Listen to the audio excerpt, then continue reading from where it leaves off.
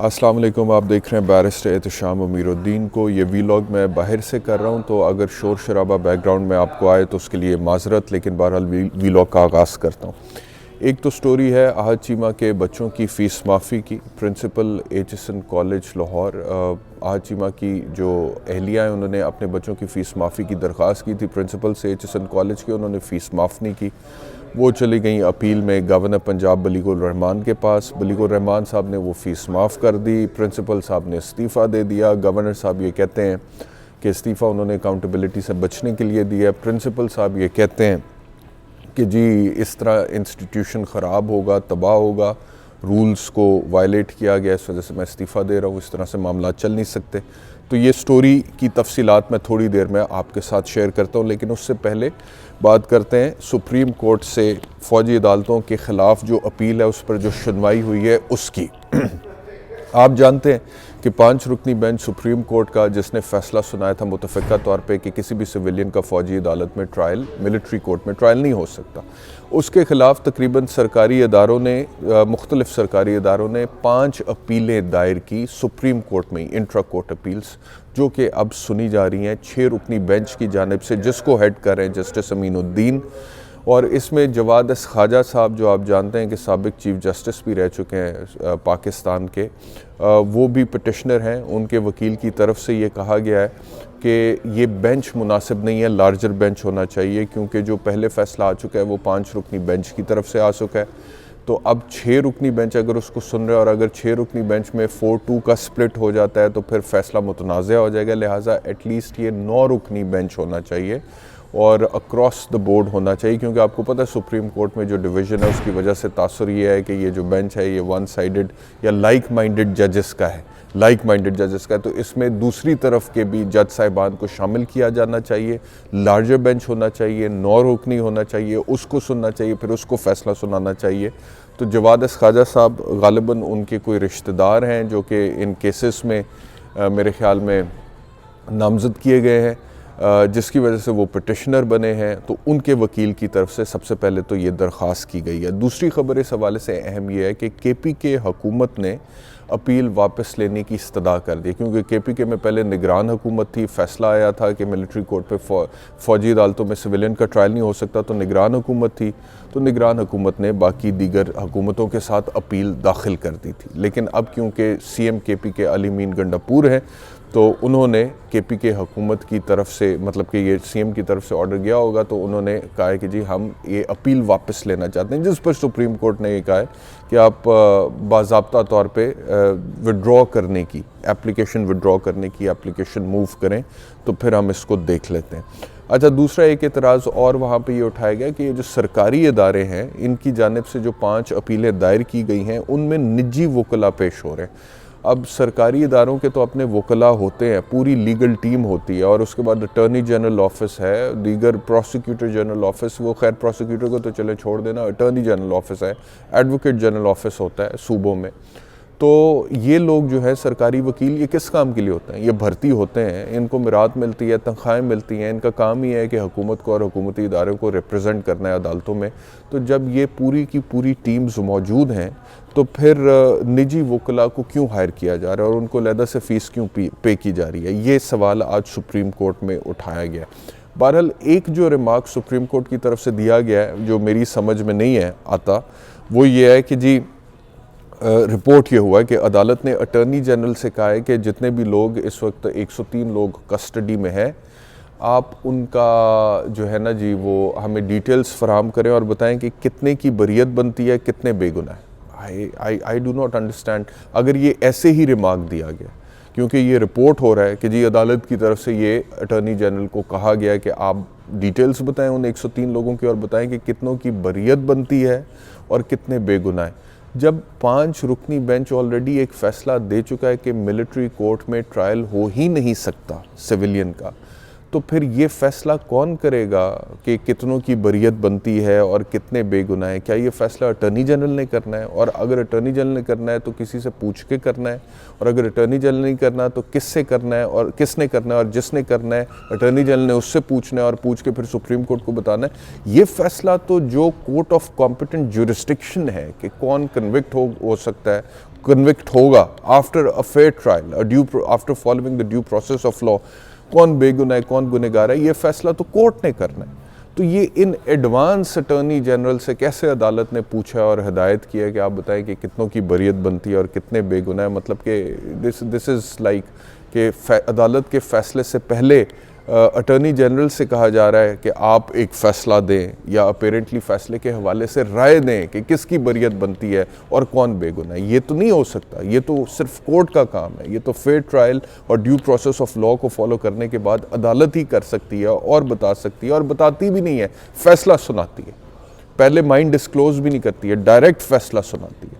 तो ये मेरी समझ में बिल्कुल भी नहीं आ रहा ये रिमार्क, अगर ये ऐसे ही दिया गया है जैसे कि रिपोर्ट हो रहा है, क्योंकि मैं अदालत में तो मौजूद नहीं था। लेकिन बहरहाल एक चीज़ ये है कि जब सुप्रीम कोर्ट का 5 रुकनी बेंच कलअदम करार दे चुका है मिलिट्री कोर्ट में सिविलियन के ट्रायल को, तो उसके बावजूद 103 लोग अभी तक जो मिलिट्री की कस्टडी में हैं, एडमिटेडली मिलिट्री की कस्टडी में है, सवाल ये पैदा होता है कि वो वहाँ पे क्यों है मिलिट्री की कस्टडी में। जब मिलिट्री कोर्ट की जुरिस्डिक्शन नहीं बनती है तो फिर मिलिट्री की कस्टडी में क्या उनको होना चाहिए, या फिर उनको जो रेलेवेंट जुरिस्डिक्शन बनती है इन्वेस्टिगेटिंग एजेंसी की या कोर्ट्स की, उनकी कस्टडी में, उस डोमेन में होना चाहिए।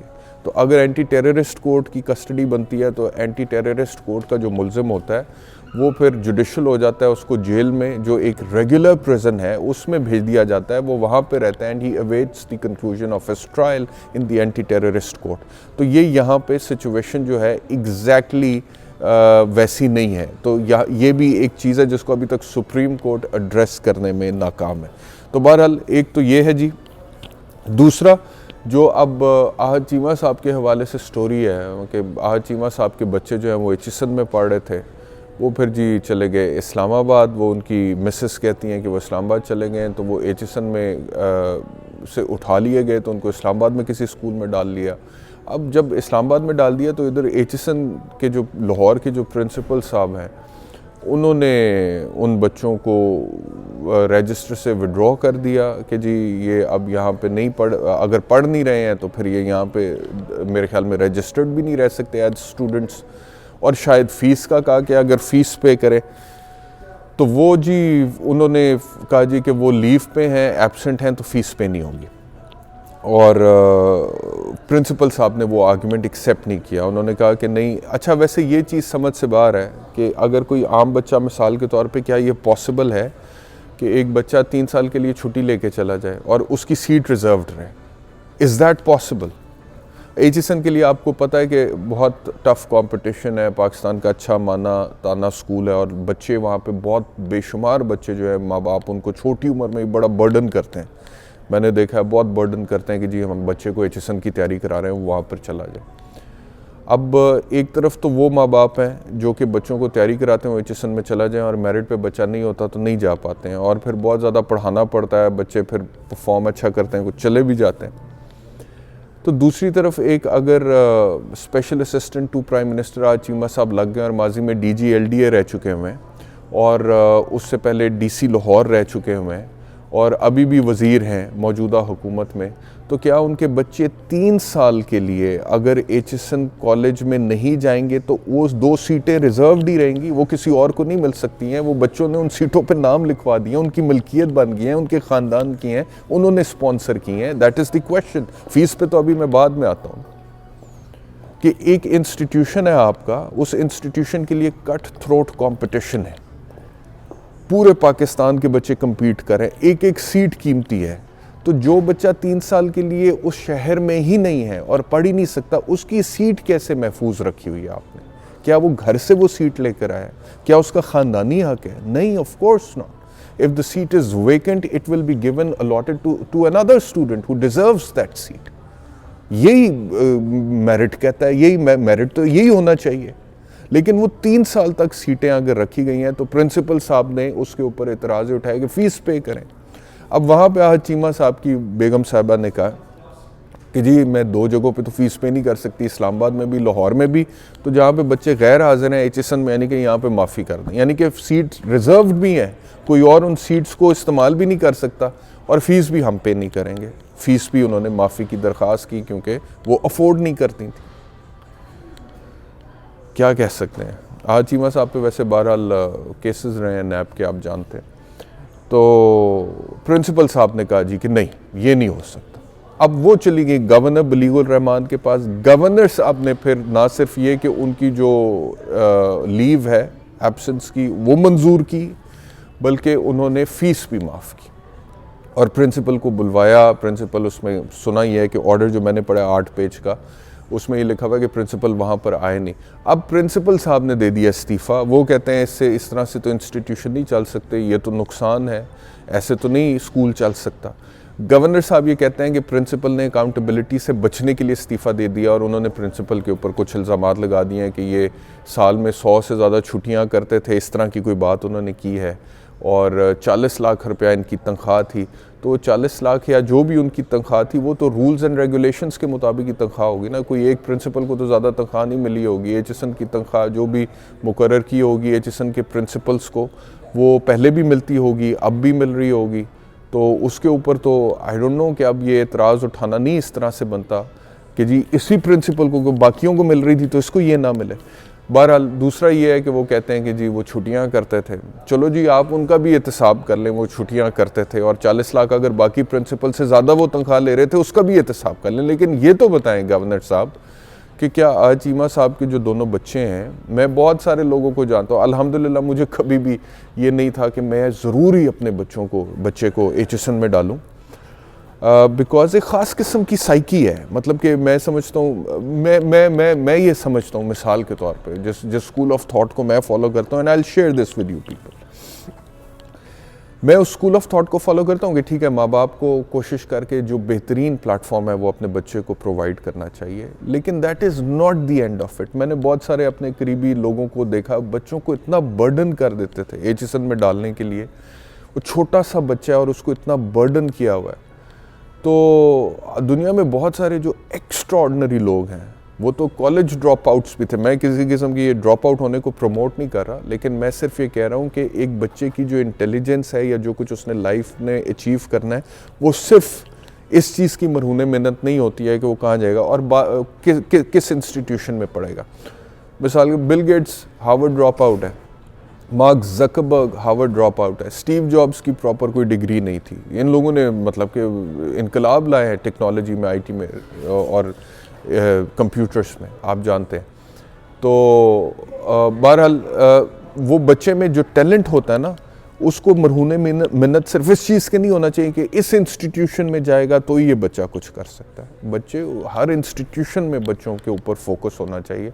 तो मैं इस स्कूल ऑफ थॉट का हूँ। बहरहाल हैविंग सेड दैट, तो ये जो एचएसएन में अब 2 सीटें रिज़र्व रखी गई हैं 3 साल के लिए, अगर आज चीमा साहब के, वो कहते हैं ना कि 3 साल की फ़ीस माफ़ की गई है कि जब आज चीमा साहब के बच्चे वहाँ पर नहीं पढ़ रहे थे। तो मेरा तो पहला सवाल ही है कि जब पढ़ नहीं रहे थे तो सीटें रिज़र्व की थी, और अगर सीटें रिज़र्व थी तो फ़ीस तो पे करनी बनती है। लेकिन बहरहाल जो मामलात हैं वो आपके सामने बता दिए गए। इस वीलॉग की आखिरी ख़बर जो आपके साथ शेयर करूँगा वो है कि फाइनली इवेंचुअली गज़ा में जंग बंदी की करारदाद मंजूर कर ली है सिक्योरिटी काउंसिल ने। अक़वाम मुत्तहिदा में 10 ममालिक ने मिलकर पेश की थी, 15 में से 14 ममालिक ने उसकी हिमायत की है, एक मुल्क ने उस पर हिस्सा नहीं लिया उसके अंदर, और वो अमरीका है। और आपको मालूम है कि इससे पहले 4 दफ़ा एक करारदाद पेश की गई थी लेकिन नाकाम हो गई थी, और इससे पहले अमेरिका इसको वीटो भी कर चुका हुआ है इसराइल के हक़ में। इस बार अमेरिका ने हिस्सा नहीं लिया तो इसराइल ने अमेरिका के वीटो ना करने पर अपना वफ़द, जो इसराइली वफ़द दौरा अमेरिका के लिए जा रहा था, उस दौरे को मनसूख कर दिया। अब ये इसराइल का आप मसल देखें कि उन्होंने कहा है कि अच्छा इस बार आपने वीटो नहीं किया, तो इस बार जो है अगर आपने वीटो नहीं किया, हमें नुकसान हुआ है, तो इस वजह से हम जो है आपके मुल्क का दौरा नहीं करेंगे। ये इज़राइल का तरीक़ाकार है अमेरिका को डील करने का। जस्ट इमेजिन, अमेरिका को डील करने का इसराइल का ये तरीक़ाकार है। और अभी भी जबकि गज़ा में 7 अक्टूबर 2023 से 32,000 से ज़ायद शहादतें हो चुकी हैं, जिसमें 13,000 बच्चे थे और 74,000 के करीब लोग ज़ख्मी हुए। उसके बावजूद इसराइल को जो है अभी तक वो उसकी प्यास नहीं बुझ रही है और वो अभी तक इसको मज़ीद कंटिन्यू करना चाहता था, लेकिन इवेंचुअली अब वीटो कर दिया गया सिक्योरिटी काउंसिल की तरफ से। अब ये जंग बंदी के ऊपर अमल दरामद कब शुरू होगा ये देखना है, और इसके ऊपर हमास का भी अपना एक मौक़िफ़ आ रहा है और इज़राइली गवर्नमेंट का भी अपना एक मौक़िफ़ आ रहा है, फ़लस्तीनियों का अपना एक मौक़िफ़ आ रहा है, सिक्योरिटी काउंसिल अपना मौक़िफ़ दे चुकी हुई है। तो बहरहाल ये आज का वीलॉग है। इंशाल्लाह मज़ीद ख़बरों के साथ अगले वीलॉग में आपके साथ दोबारा मुलाकात होगी। अपना ख्याल रखिए। अल्लाह हाफ़िज़।